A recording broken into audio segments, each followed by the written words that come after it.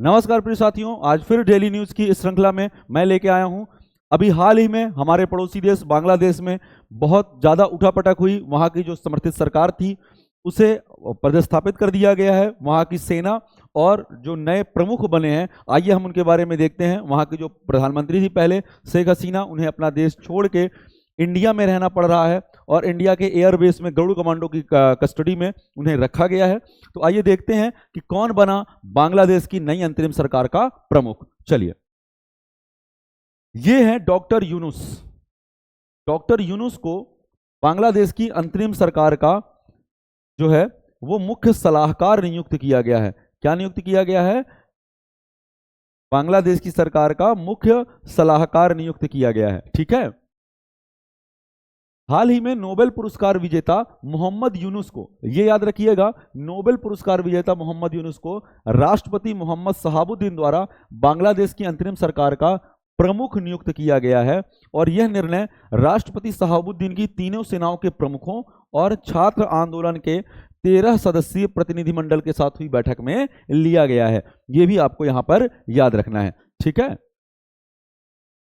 यहां पे याद रखें कि यह नियुक्ति प्रधानमंत्री शेख हसीना के इस्तीफा देने और देश छोड़कर जाने के बाद की गई है। आपको याद होगा, इस समय बहुत ज्यादा न्यूज में चल रहा है कि राष्ट्रपति भवन से लोग ईंटा पत्थर तक उठा ले गए हैं। राष्ट्रपति भवन में चाट और फुल्की के ठेले लगने चालू हो गए हैं। वहां चाय बिक रही है और लोग बढ़िया मनोरंजन के तौर पर कोई सोफा ले जा रहा है, कोई टीवी ले जा रहा है। इस तरह से राष्ट्रपति भवन में लूट हुई है। ठीक है। तो यहाँ पे बहुत विवादास्पद ये माहौल रहा है वहां का। और ये पहली बार नहीं है। अगर जो नए बच्चे हैं वो इस चीज को बहुत अच्छे से ध्यान रखेंगे कि ये बांग्लादेश में पहली बार नहीं हुआ। जब बांग्लादेश पहली बार बना था उसके बाद वहां पे 3 साल सरकार चली थी और उसके बाद 15 साल वहां पर सेना ने ही शासन किया था। उसके बाद वापस से शेख हसीना ने अपनी गद्दी संभाली थी उनके पिता के न रहने के बाद। ठीक है। तो ये पहली बार नहीं है बांग्लादेश में। आसपास के जो भी देश है वहां ऐसा पहली बार नहीं हो रहा। तालिबान का शासन पहले भी अफगानिस्तान में रहा है, फिर बीच में डेमोक्रेटिक गवर्नमेंट आई और बाद में वापस सब इस समय पुनः तालिबान सरकार है। पड़ोसी देश पाकिस्तान के तो कहने ही क्या, वहां तो सेना ही देश चला रही है। ठीक है। तो ऐसे आस पड़ोस के देशों में ये चलते रहे हैं, कोई नई चीज नहीं है। हाँ, बांग्लादेश में बहुत दिनों बाद हुई है तो हो सकता है जो बच्चे अभी नई तैयारी कर रहे हैं उन्हें ये ना पता हो। लेकिन आप याद रखिएगा कि सन 78 से लेके अगले 15 साल तक, सन 90-93 तक वहां पर सेना का ही शासन पहले भी रह चुका है। ठीक है।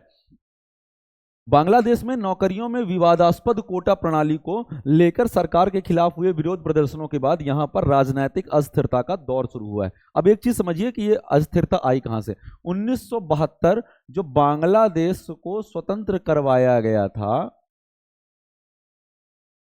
बांग्लादेश को स्वतंत्र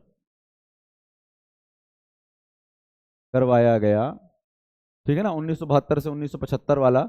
तो इस समय जो यहां पर लोग शहीद हुए अपने देश के, तो उस समय उनको वहां पर आरक्षण दिया गया था और 30% का आरक्षण था वो एक्चुअली। और इस आरक्षण को फिर धीरे धीरे क्या कर दिया गया, कम। और जब शेख हसीना प्रधानमंत्री बनी तो इन्होंने इस आरक्षण को 2018 में पूरी तरह से विलोपित कर दिया, बंद कर दिया, खत्म कर दिया।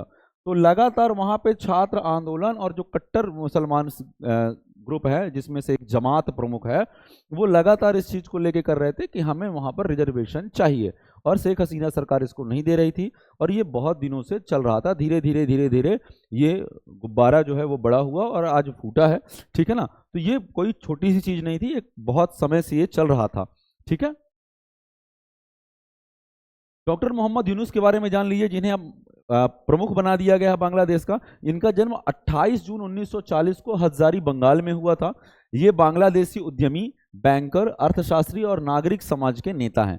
इन्होंने वर्ष 1971 में बांग्लादेश मुक्ति आंदोलन के दौरान एक नागरिक समिति का गठन कर देश के लिए समर्थन जुटाया था। ठीक है ना। तो बांग्लादेश का जब गठन हुआ तो उस समय भी इनका प्रमुख योगदान रहा है। इन्होंने 1983 में ग्रामीण बैंक की स्थापना की थी और यह बैंक माइक्रो क्रेडिट की अवधारणा पर आधारित है और ग्रामीण ग्राहकों को जमानत मुक्त ऋण प्रदान करता है। मतलब जमानत मुक्त का मतलब होता है विदाउट कोलेटरल। ठीक है ना। कोलेटरल इसमें नहीं लगेगा, मतलब आपको कुछ भी अमानत के तौर पे या जमानत के तौर पे रखना नहीं है जिसके बदले आपको बैंक राशि देगी। ठीक है ना। माइक्रो क्रेडिट है 2000, 5000, 10,000 रुपए तक का जो सहायता राशि है वो बैंक देगी अपने एक निर्धारित ब्याज पर, और उस ब्याज सहित आपको वो मूलधन चुकाना पड़ेगा। इसके बदले आपको जमीन के कागज या सोना चांदी ऐसा कोई भी चीज वहां पे कोलेटरल के रूप में जमानत के तौर पर रखने की आवश्यकता नहीं होगी। ठीक है। इन्होंने वर्ष 2006 में गरीबी उन्मूलन और महिला सशक्तिकरण के क्षेत्र में बेहतरीन कार्य करने के लिए नोबेल शांति पुरस्कार से सम्मानित भी किया गया था। ठीक है ना। और इनके लिए शेख हसीना ने कहा था कि इन्हें जेल में होना चाहिए। शेख हसीना ने इन्हें क्या कहा था कि इन्हें जेल में होना चाहिए, और आज वो खुद यहाँ वहां घूम रही हैं। ठीक है। तो समय सबका बदलता है, इसलिए आप अपने समय पे पढ़ाई करिए मन लगा के। जब आपका समय पलटेगा तो जो आज आपके विरोध में है कल वो आपके सहयोग में आ जाएंगे।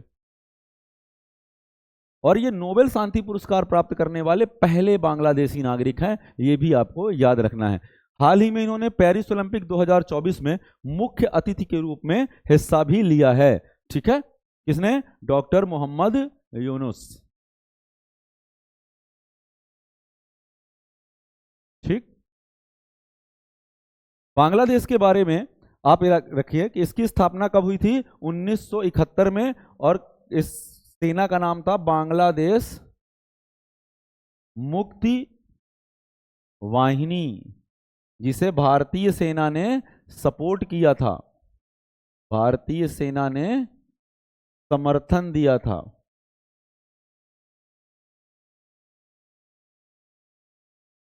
ठीक है। और यह दक्षिण एशिया का एक देश है जिसकी सीमा भारत और म्यांमार से लगती है। भारत और बांग्लादेश जो है वो 4096 किलोमीटर की सीमा साझा करते हैं। ठीक है ना। तो पूर्वोत्तर भारत से आप देखेंगे अगर उसको, तो बहुत सारे राज्यों से बांग्लादेश जो है वो घिरा हुआ है। ठीक है।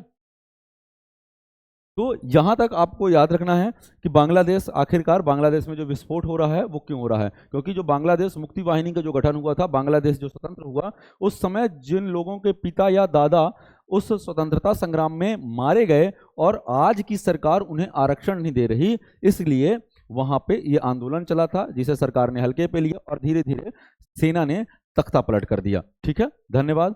यदि आपको हमारा चैनल अच्छा लगता है तो हमारे चैनल को अधिक से अधिक लाइक करें, वॉच करें, शेयर करें और सब्सक्राइब जरूर करें। धन्यवाद।